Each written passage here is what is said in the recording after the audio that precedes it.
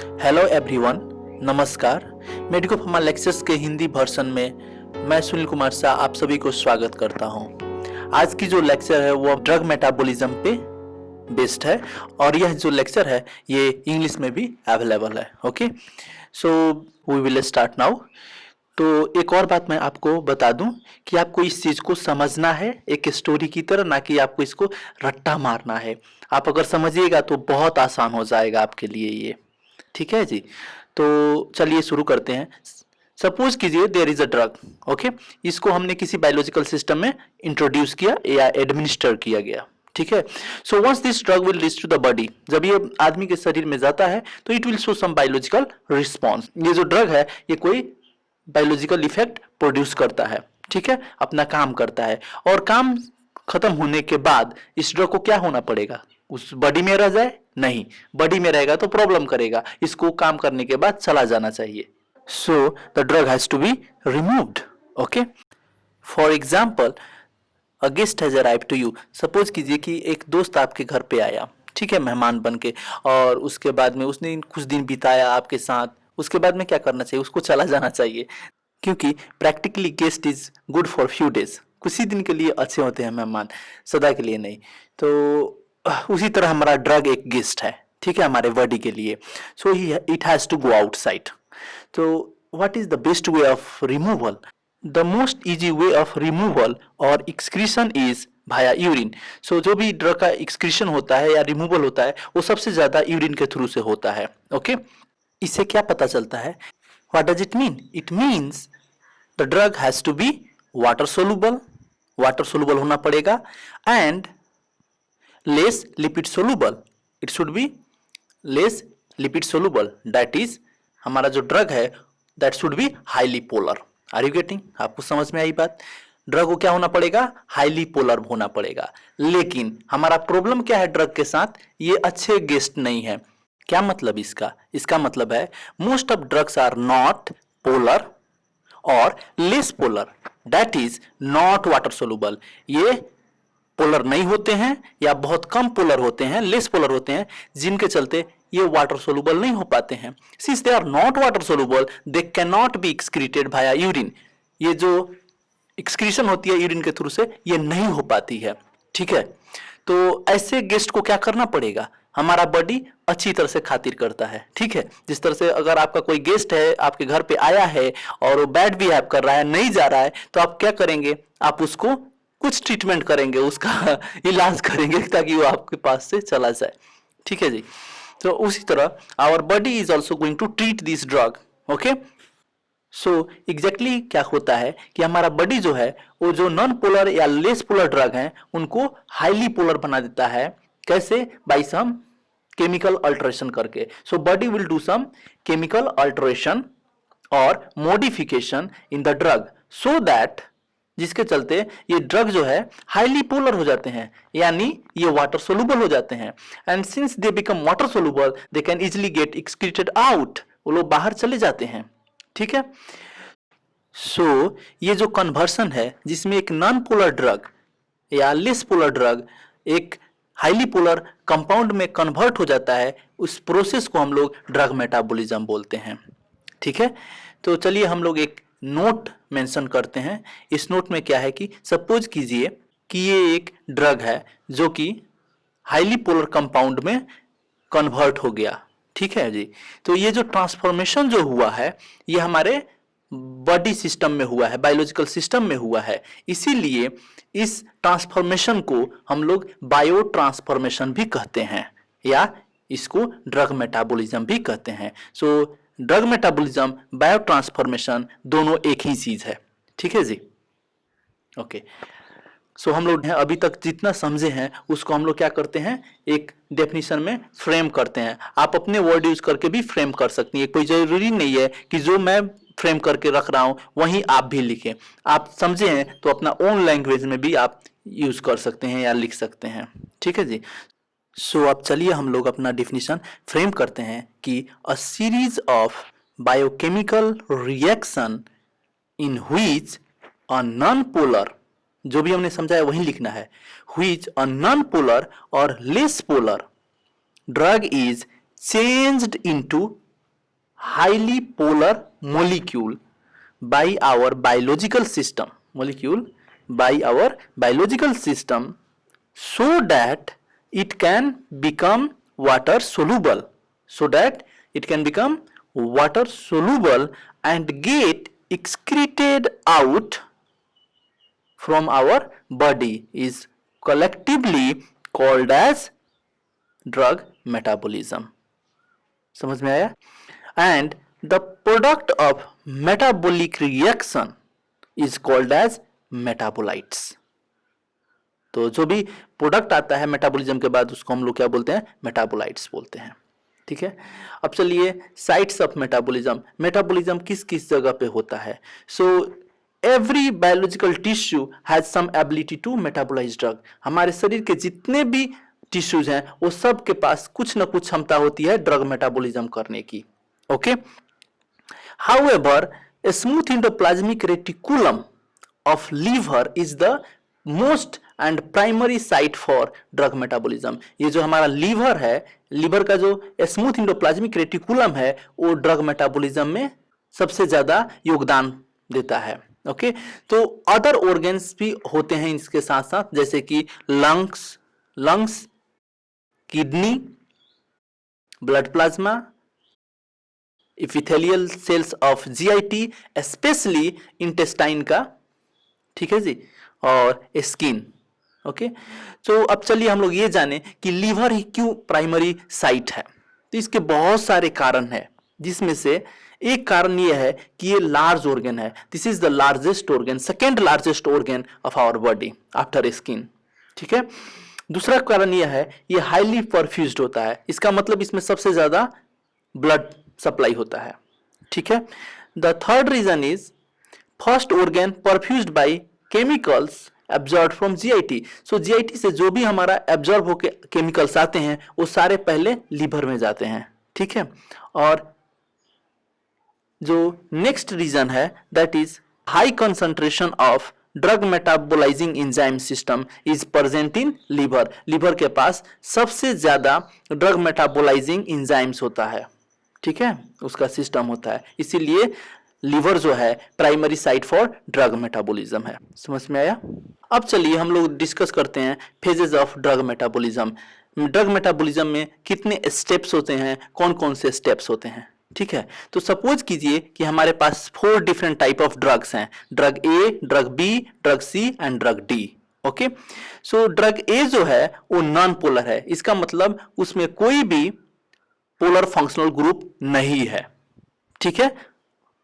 और दूसरा ड्रग जो है बी है, जिसके पास एक पोलर फंक्शनल ग्रुप है लेकिन वो मॉलिक्यूल के भीतर है, जिसके चलते वो होने से या ना होने से कोई फर्क नहीं पड़ता. और ये जो ड्रग बी है नॉन पोलर की तरफ बिहेव करता है. अब आ जाइए ड्रग सी के पास. ड्रग सी के पास एक पोलर फंक्शनल ग्रुप है और ये लेस पोलर कंपाउंड है.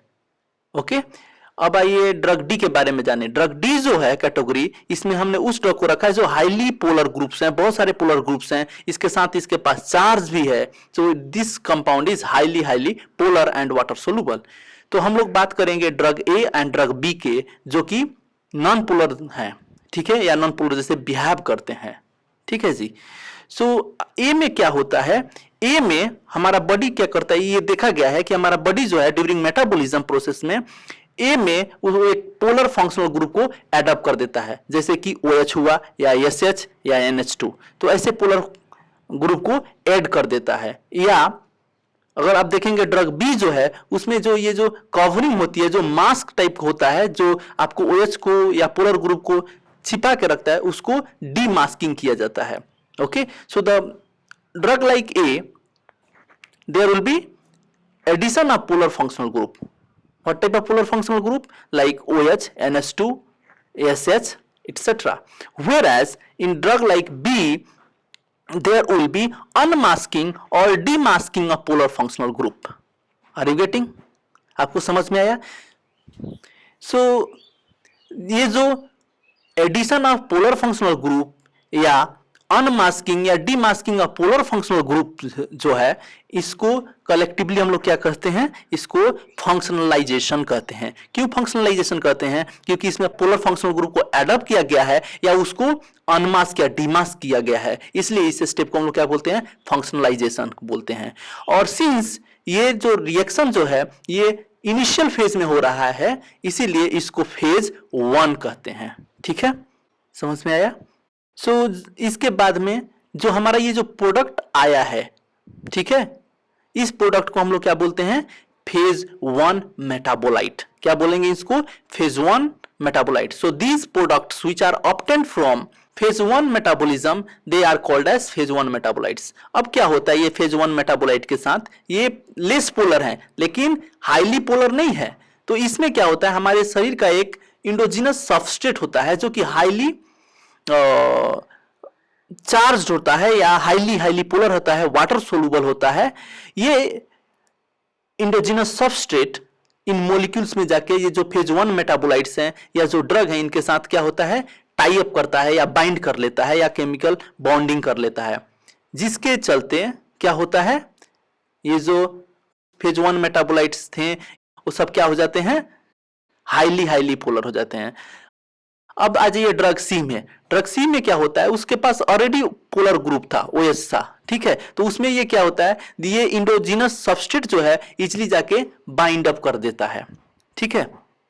और इस तरह से drug A, drug B, drug C, ये तीनों हाईली पोलर हो जाते हैं। So they will become highly polar, water soluble and can pass by urine and excreted out easily, ठीक है जी। ये जो इंडोजिनस सबस्ट्रेट जो हैं, ये हैं क्या, इनके बारे में थोड़ा जान ले। तो ये जो इंडोजिनस सबस्ट्रेट हैं वो हाईली पोलर ऑर्गेनिक एसिड्स हैं जिसको हमारा बॉडी खुद प्रोड्यूस करता है, और ये जनरली कार्बोहाइड्रेट से या अमाइनो एसिड से बने हुए होते हैं, ठीक है जी। So what we can conclude now that ये जो फेज 1 मेटाबोलाइट्स हैं या सी टाइप के ड्रग्स हैं, उनमें क्या होता है, हमारा इंडोजिनस सबस्ट्रेट कंजुगेट कर जाता है या बाइंड कर जाता है, ठीक है, ताकि ये हाईली पोलर हो सकें। सो इस प्रोसेस को हम लोग क्या बोलते हैं, कंजुगेशन बोलते हैं, ठीक है। ये दूसरा स्टेप है, सिंस ये दूसरा स्टेप है मेटाबॉलिज्म में, इसको फेज 2 रिएक्शन भी कहते हैं, ठीक है जी। ओके, सो हमने अभी तक जो भी देखा है that is the basic concept of drug metabolism, ठीक है, जिसमें drug A and drug B में पहले क्या होते हैं, एक हैंडल क्रिएट होता है that is polar functional group, और उस पोलर फंक्शनल ग्रुप में एक इंडोजिनस सबस्ट्रेट जाके बाइंड करता है, हाईली पोलर कंपाउंड या मॉलिक्यूल बाइंड करता है ताकि हमारा ड्रग वाटर सोल्यूबल हो जाए और वो बाहर निकल जाए। लेकिन ड्रग सी के केस में क्या होता है, ऑलरेडी उसमें एक पोलर ग्रुप होता है, इसलिए डायरेक्टली हमारा इंडोजिनस सबस्ट्रेट बाइंड करता है और वो हाईली पोलर हो जाता है। सो ये ड्रग सी टाइप जो है, इसके लिए फेज 1 रिएक्शन की कोई जरूरी नहीं होती है, ओके। अब आ जाइए ड्रग डी में। सो ड्रग डी में ऑलरेडी ये हाईली पोलर है, बहुत सारे पोलर ग्रुप्स हैं, चार्ज्ड है, तो क्या आपको लगता है इसमें ड्रग मेटाबॉलिज्म होगा? जी नहीं, इसमें कोई ड्रग मेटाबॉलिज्म नहीं होता है। So no drug metabolism is required in this case, okay. So इस टाइप के ड्रग में मेटाबॉलिज्म की कोई जरूरत नहीं होती है और ये लोग सब डायरेक्टली यूरिन से एक्सक्रीट हो जाते हैं। लेकिन the problem is that very few drugs are there which will come under category D type, okay, ठीक है जी। अब हम लोग जो भी समझे हैं उसको एक लैंग्वेज के रूप देते हैं, ठीक है। तो पहले हम लोग देखेंगे फेज 1 रिएक्शन का डिफिनीशन। तो हमने जो समझा है वही लिखेंगे। तो हमने क्या समझा है, तो addition of a polar functional group और अनमास्किंग और demasking of a polar functional group, यही तो हमने देखा था। और demasking of a polar functional group in a drug molecule by the biological system is collectively called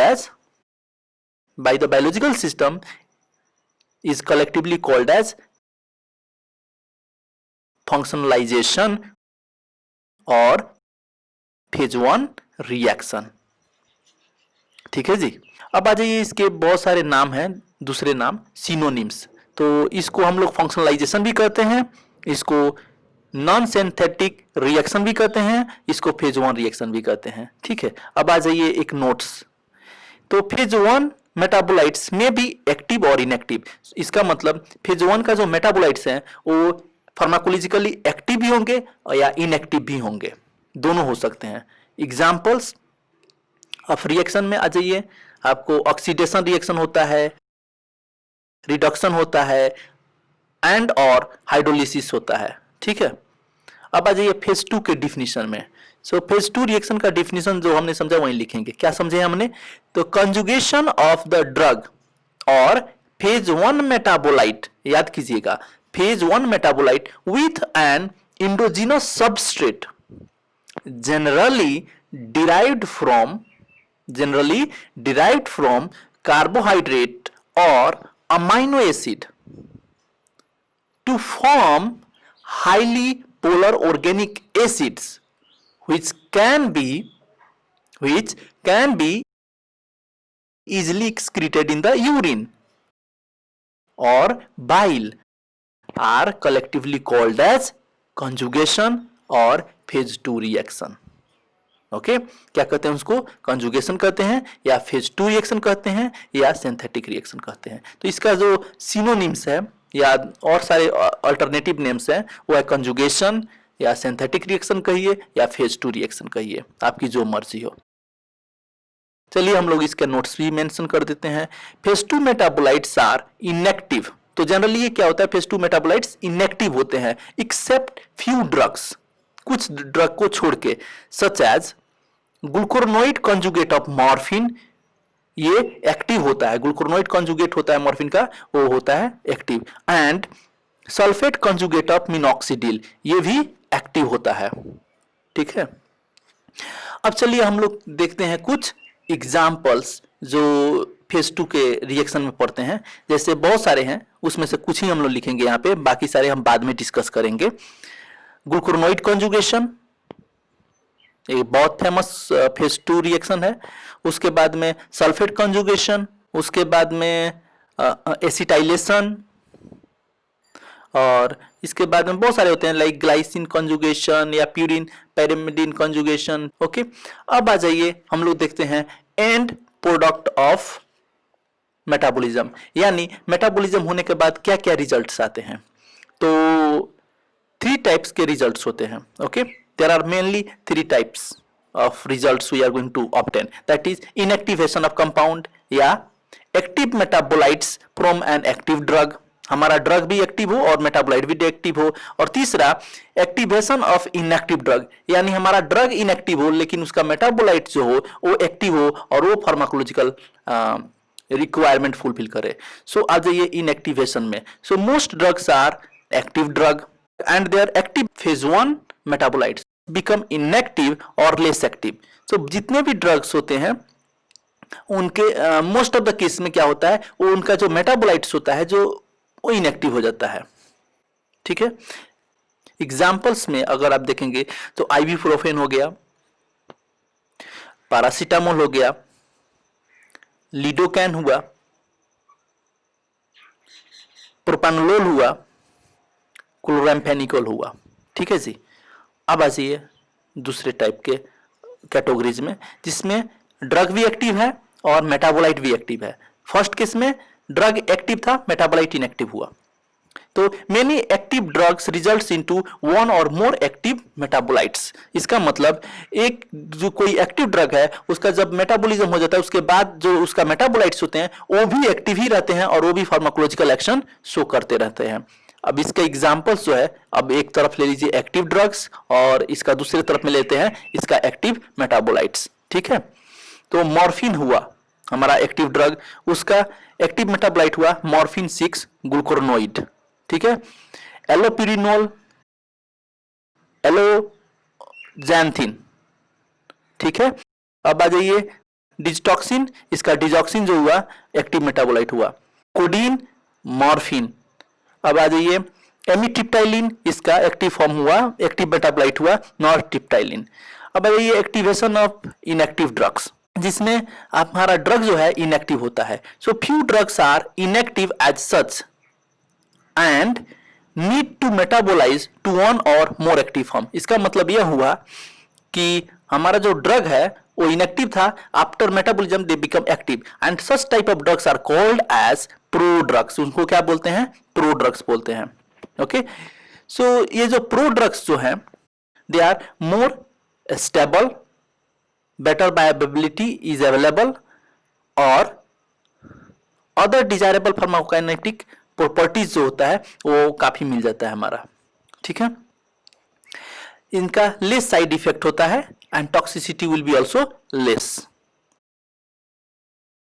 and some prodrugs are activated selectively at the site of action. अर्थात इनका कुछ drug जो होता है वो जहां पे काम करते हैं वहीं पे जाके इसका मेटाबोलाइट में चेंज होता है और वहां पे ये लोग एक्शन दिखाते हैं। एग्जांपल्स के लिए प्रो ड्रग्स हुए और एक्टिव ड्रग्स। लिवोडोपा का एक्टिव फॉर्म हुआ डोपामाइन, इनेलाप्रिल का इनेलाप्रिलेट, प्रीडेनिसोन का हुआ प्रीडेनिसोलोन, प्रीडेनिसोन का क्या हुआ? प्रीडेनिसोलोन। अब देखते हैं problems with lipid soluble drug. Lipid soluble drug के साथ में क्या प्रॉब्लम, क्यों लिपिड सोलुबल ड्रग यूरिन में नहीं जा सकता है, उसके थ्रू से नहीं एक्सक्रीट हो पाता है। तो सपोज कीजिए एक ये सेल है जो इनक्लोज्ड हुआ है सेल मेम्ब्रेन से, ठीक है, और ये सेल मेम्ब्रेन जो है ये हाइड्रोफिलिक परमिएबिलिटी बैरियर का काम करती है। ठीक है जी, इसमें सपोज कीजिए एक ड्रग है, इसका मतलब क्या हुआ, इस एक ड्रग है जिसका जो लिपिड सोलुबल ड्रग है, ठीक है, ये इजीली सेल मेम्ब्रेन के थ्रू से it can enter into the cell and come outside, easily diffuse कर पाता है। लेकिन एक वाटर सोलुबल ड्रग है, it can not diffuse across the cell membrane. For them एक special type of specific transport protein होता है या ट्रांसपोर्टर होता है जिसके थ्रू से ये सेल में आ जा सकते हैं। तो अगर आप देखिएगा लिपिड सोलुबल जो ड्रग है can freely diffuse, and since they can freely diffuse there is no control over that. Okay, therefore can not exclude lipid soluble xenobiotics using membrane barrier. Membrane barrier को use करके हम लोग उसको नहीं बाहर निकाल सकते हैं क्योंकि वो सेल के भीतर चला जाता है। ठीक है, लेकिन जहां तक हमारा ये वाटर सोलुबल ड्रग्स का है, can not diffuse across cell membrane. Due to that uptake of useful जो मॉलिक्यूल्स है, uptake of useful molecules is mediated through transport protein that specifically select substrate from extracellular matrix. इसका मतलब कि कोई भी हमारा जो जरूरी का मॉलिक्यूल्स है अगर वो वाटर सोलुबल है तो उसके लिए हमारे पास स्पेसिफिक ट्रांसपोर्ट प्रोटीन होना चाहिए, नहीं तो वो नहीं आ पाएगा। So it means most hydrophilic molecules can not enter the cell since they are not recognised by specific transport proteins. तो बहुत सारे हाइड्रोफिलिक मॉलिक्यूल्स हैं जिनके लिए ट्रांसपोर्ट प्रोटीन अवेलेबल नहीं है, तो कैसे वो लोग भीतर जाएंगे। ठीक है, इसको और अच्छी तरह से समझने के लिए एक डायग्रामेटिक रिप्रेजेंटेशन देखेंगे। सपोज ये एक नेफ्रॉन का डायग्राम है, ठीक है, तो इसमें से एक ड्रग फिल्टर हुआ और सपोज वो ड्रग क्या है, लिपोफिलिक है या लिपिड सोलुबल ड्रग है। ठीक है, तो अगर लिपोफिलिक ड्रग है तो lipid soluble drug easily reabsorbed by renal tubules and hence renal excretion will be of no use, क्योंकि लिपिड सोलुबल होने के चलते ये डिफ्यूज कर जाता है और रीअब्सॉर्ब हो जाता है। लेकिन अगर यहाँ पे वाटर सोलुबल ड्रग रहेगा दैट इज हाइड्रोफिलिक और water soluble drug can not B reabsorbed, क्योंकि वो लोग डिफ्यूजन नहीं कर पाते हैं, उनके लिए स्पेसिफिक ट्रांसपोर्ट प्रोटीन चाहिए। अगर है तो ठीक है, नहीं तो नहीं। मोस्ट ऑफ द केस नहीं होता है, जिसके चलते क्या होते हैं, they will be staying in the urine and they will get excreted out. So no tubular reabsorption in case of hydrophilic. लेकिन लिपिड सोलुबल ड्रग के केस में ट्यूबुलर रीअब्जॉर्प्शन होता है, जिसके चलते लिपिड सोलुबल ड्रग एक्सक्रीट नहीं हो पाता है, वो फिर नेफ्रॉन से बॉडी में रिटर्न हो जाता है। ठीक है, इसके साथ ही हम लोग इस लेक्चर के लास्ट में आ गए हैं, एंड्स में आ गए हैं, और इसके नोट्स जो है हमारे फेसबुक ग्रुप में अवेलेबल है। और हमारा नेक्स्ट लेक्चर जो है that will be on phase 1 and phase 2, along with that enzyme induction and enzyme inhibition पे भी हम लोग चर्चा करेंगे। उसके साथ साथ हम लोग फैक्टर्स अफेक्टिंग ड्रग मेटाबॉलिज्म पे भी एक अलग लेक्चर लेंगे। ठीक है, thanks for watching us, kindly subscribe our channel, और हमें जो भी कमेंट है आप दे सकते हैं, सुझाव दे सकते हैं, ताकि हम लोग फर्दर इंप्रूव करें। Thank you very much.